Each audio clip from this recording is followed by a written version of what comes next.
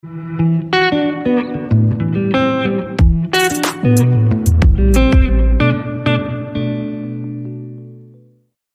nosso vídeo está muito interessante e inspirador, pois iremos mostrar 2 exemplos de como transformar o solo degradado em produtivo ao ponto de produzir água.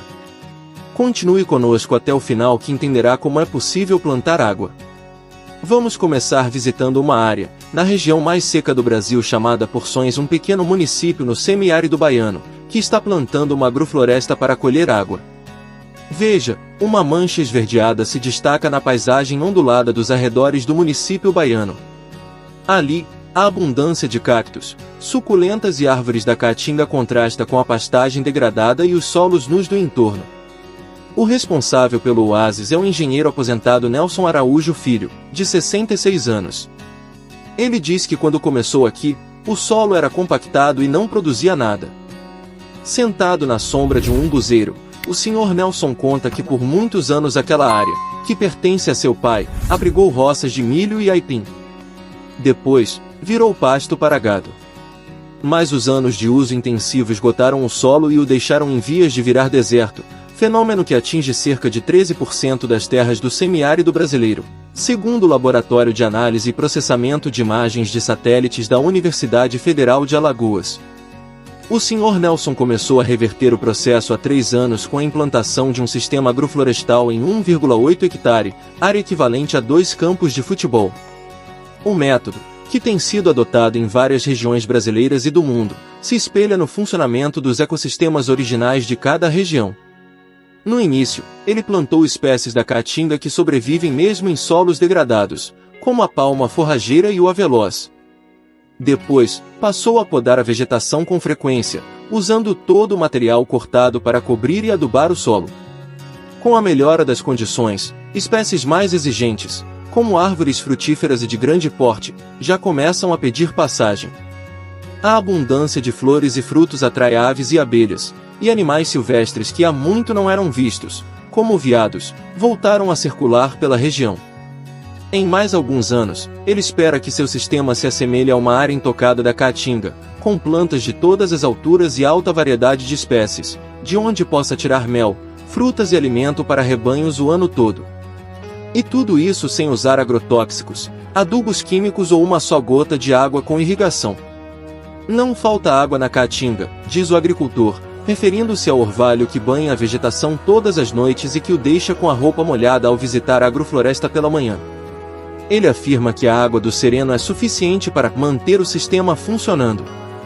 Esta história mostrou que é possível recuperar áreas degradadas usando os sistemas agroflorestais, SAFS, são formas de uso e manejo da terra no qual árvores ou arbustos são utilizados em consórcio com culturas agrícolas, forragens e ou integração com animais. Nas agroflorestas, a diversidade de árvores, arbustos e culturas agrícolas interagem e se beneficiam mutuamente. Nós somos parte de um sistema inteligente. A partir do momento que a gente aceita isso, que somos parte de um sistema inteligente e não os inteligentes, a nossa inteligência tem chance de aumentar exponencialmente. Porque nós vamos ganhar a inteligência de todo o sistema. Agora vamos ver outra história inspiradora em Piraí do Norte, um município rural no interior da Bahia, em uma fazenda de um suíço chamado Ernst Gott, que migrou para o Brasil nos anos 80. Ele comprou uma área grande de 500 hectares, que estava muito degradada, e recuperou essa área com a técnica que reconcilia a produção agrícola e reflorestamento, a chamada agricultura sintrópica. O sucesso que ele teve fez com que várias empresas, inclusive multinacionais, o procurassem para tentar replicar esse modelo em maior escala. Ernst Gott decidiu, já na infância, que seria agricultor. Foi um trabalho com aprimoramento genético de plantas na Suíça que fez com que ele mudasse a forma de enxergar a relação com a natureza.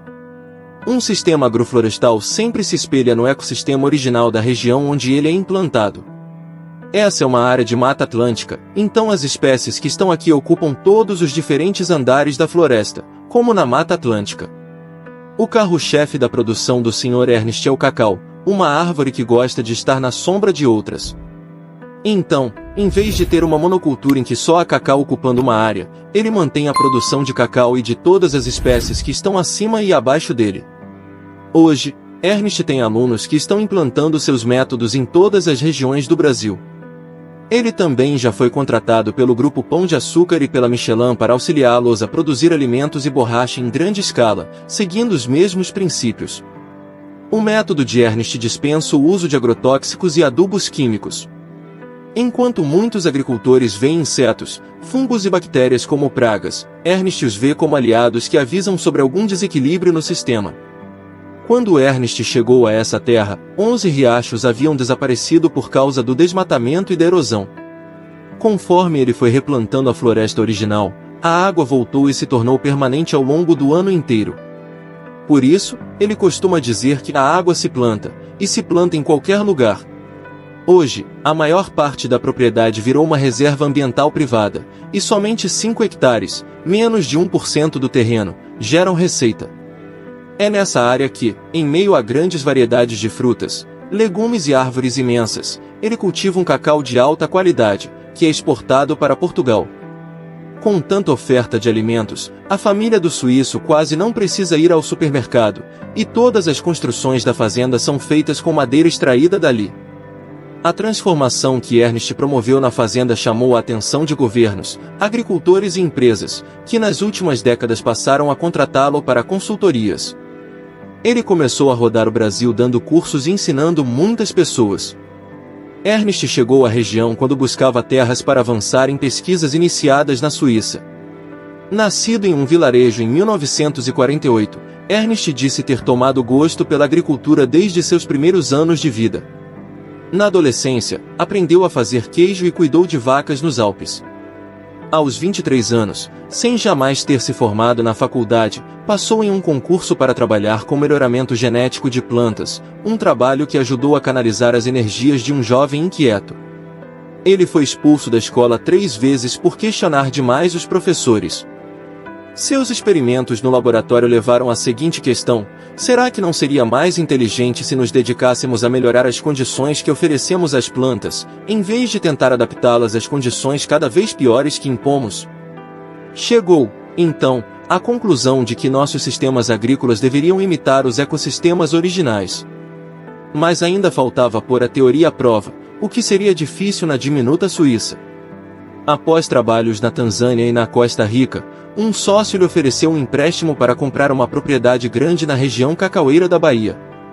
Ernest fez questão de escolher uma terra empobrecida, considerada imprópria para o cultivo de cacau pelo órgão federal responsável pelas políticas para o setor.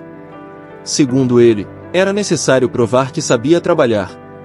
Um dos primeiros desafios de Ernest foi recuperar os riachos, o que ele fez abrindo vagas nos cursos originais e reflorestando o entorno. As raízes protegeram o solo da erosão e permitiram que a água da chuva voltasse, trazendo os riachos de volta à vida. Mais do que isso, ele afirma que o amadurecimento da floresta aumentou em 70% a quantidade de chuvas na fazenda, pois, ao transpirar, as árvores transferem água para a atmosfera, intensificando a formação de nuvens. Hoje, seguidores de Ernest aplicam seus métodos em várias partes do Brasil e do mundo. Ele começou a dar cursos em 1989, a convite do então ministro da Reforma Agrária no governo José Sarney, e depois trabalhou com outras instituições de governo, ONGs e cooperativas. Também lecionou em outros países, como Espanha, Portugal, Alemanha e Bolívia. Ernest compartilhou suas técnicas com a organização CETOP, que é hoje uma das principais difusoras de sistemas agroflorestais no mundo, com projetos em vários países da Ásia e da América Latina. Ele estima que mais de 10.000 pessoas já tenham passado por suas aulas. Entre 1993 e 1998, ele foi contratado pela fabricante de pneus francesa Michelin para desenvolver sistemas agroflorestais na Bahia, focados na seringueira que produz borracha. Em 2013, começou a assessorar a Fazenda Toca, que fornece alimentos orgânicos para o Grupo Pão de Açúcar. Depois de ensinar tantos a plantar água, Ernest agora se dedica a passar o que considera significativo para as futuras gerações. Nos últimos anos, ele construiu alojamentos na fazenda para receber alunos, a quem chama de estagiários. Muitos vêm de grandes cidades e têm pouca ou nenhuma prática com agricultura, o que, segundo Ernest, facilita a aceitação de seus conceitos. Chegamos ao final do vídeo, obrigado por assistir, veja outros vídeos do canal, você também pode se interessar. Um grande abraço. Então, não se esquece de dar aquele like e se inscrever no canal para receber mais vídeos informativos como este. E aproveita para conferir um dos vídeos sugeridos aí na sua telinha. Continua aqui com a gente.